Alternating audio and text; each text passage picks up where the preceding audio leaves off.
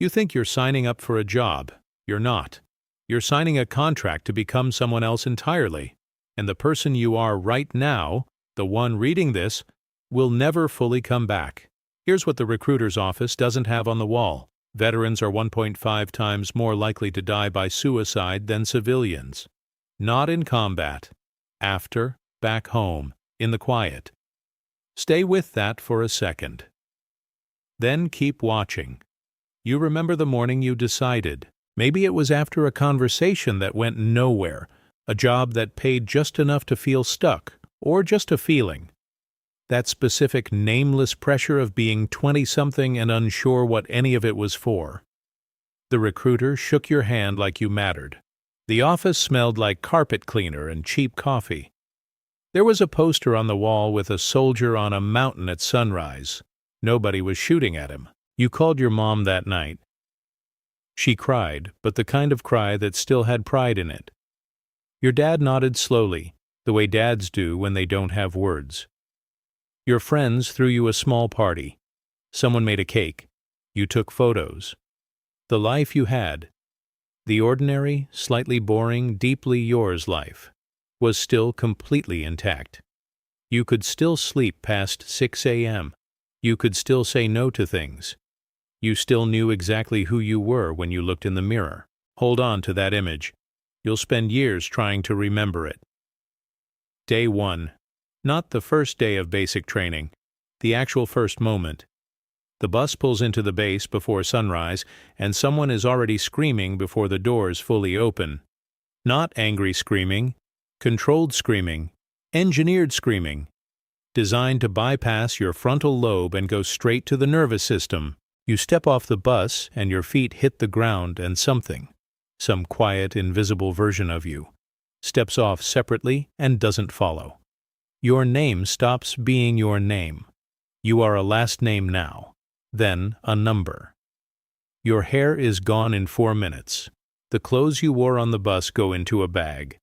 The bag disappears. You stand in a line of people you've never met, wearing the same thing, with the same hair, and for a terrifying half-second, you cannot find yourself among them. That's not an accident. That's the point. By the end of the first week, you sleep differently. Not better. Differently. Some part of your brain stays online all night now, cataloging sounds, cataloging exits. You don't know this is happening. You just know you wake up faster than you used to. You react to loud noises faster than you used to. You think that's a good thing. Congratulations, your nervous system just got rewired. You will not be asked if you wanted that. Your family calls on the one allowed phone call. Your mom asks how you're doing and you say fine, but the word sounds strange in your mouth, like you're speaking a language you used to be fluent in. She talks about home, the neighbor's dog, your cousin's wedding, something about the kitchen, and you listen to it the way you'd listen to a nature documentary. Familiar. Distant, behind glass. The kid who left, the one who ate cereal watching late-night TV, who had a specific way of laughing, who knew every shortcut home, that kid is being taken apart piece by piece and rebuilt into something more useful. And the terrible thing is, it's working. Weeks become months. You graduate basic. People cheer. You feel proud and empty in the same breath. The pride is real. So is the emptiness. They coexist now.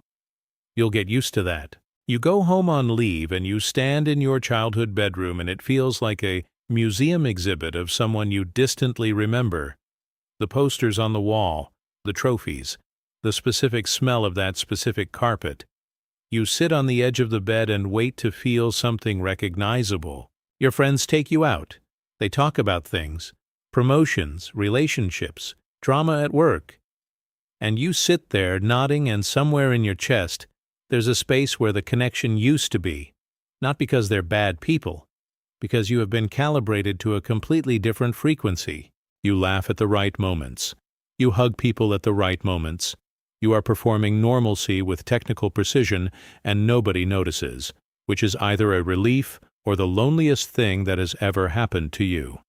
Probably both. Here's what nobody talks about at the graduation ceremony. The military doesn't just train your body. It restructures your threat detection system, your hierarchy instincts, your emotional processing, your entire concept of time and urgency. And when you go back to a world that runs on none of those things, a world of open menus and mild inconveniences and people who get upset about parking, you don't fit inside it anymore. Not completely. Not the way you used to. There's a word for this, but nobody uses it in the first year. The word is ambiguous loss. It means grieving something that hasn't died, isn't gone, but isn't the same anymore either. Psychologists use it for families of people with dementia. They also use it quietly for veterans. You're mourning yourself, while still being yourself. That's a specific kind of pain that doesn't have a clean name in regular conversation. You start to notice who in your unit is struggling the same way. You don't talk about it directly. That's not how it works. But you can see it in the small things. The guy who laughs too hard at nothing. The one who's always slightly too alert at the mess hall. The one who picks fights over minor things because anger at least feels clean and directed. And here's where the numbers start to land like physical objects. Approximately 30% of veterans who served in combat zones develop PTSD. But here's the part that doesn't make it into the recruitment brochure. You don't need combat for the military to change your brain. The structure itself, the hierarchy, the total institutional control, the identity stripping, the hypervigilance training, does something neurological that doesn't automatically undo when the contract ends. Sebastian Junger, the journalist who spent a year embedded with a combat unit in Afghanistan, wrote about this afterward. He said the hardest part for the soldiers wasn't the danger. It was coming home.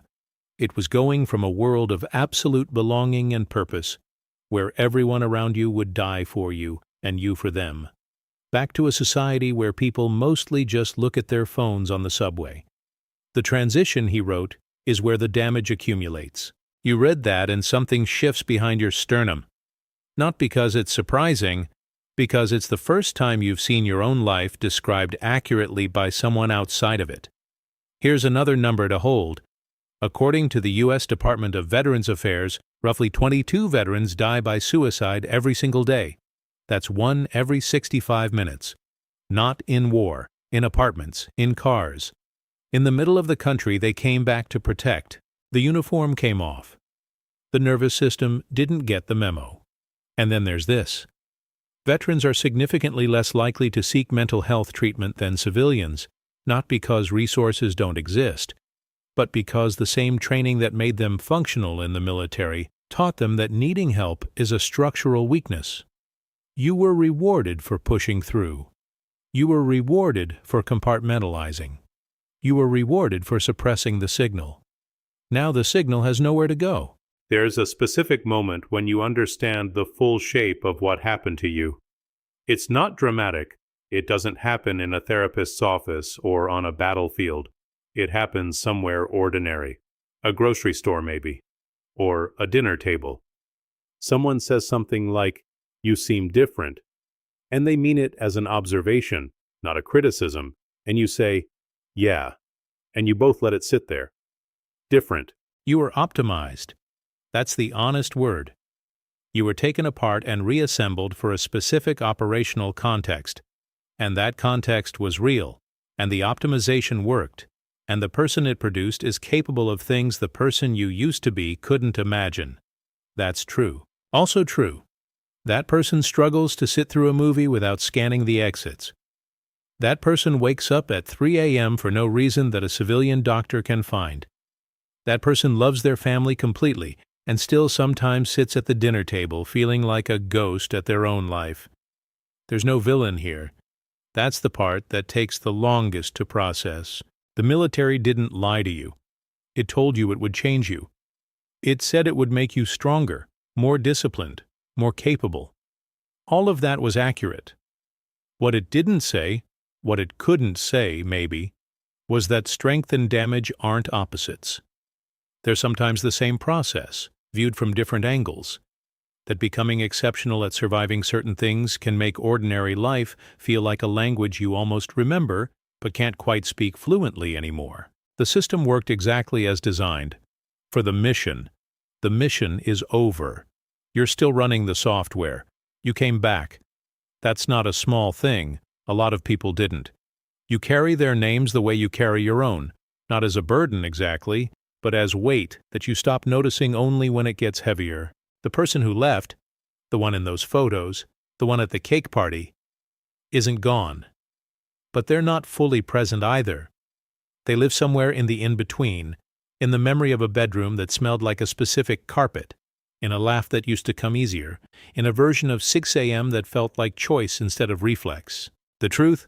Nobody says out loud, not at the ceremony, not in the ads, not in the handshake with the recruiter, is this: the military gives you a mission, a family, a purpose, a rebuilt identity, and years of belonging so complete it rewires what belonging even means to you. And then it ends, and you have to figure out who you are in a world that never learned to receive you. You survive wars that nobody declared, the ones that happen in silence, in grocery stores at 3 a.m., at dinner tables where everyone loves you and nobody speaks your language anymore.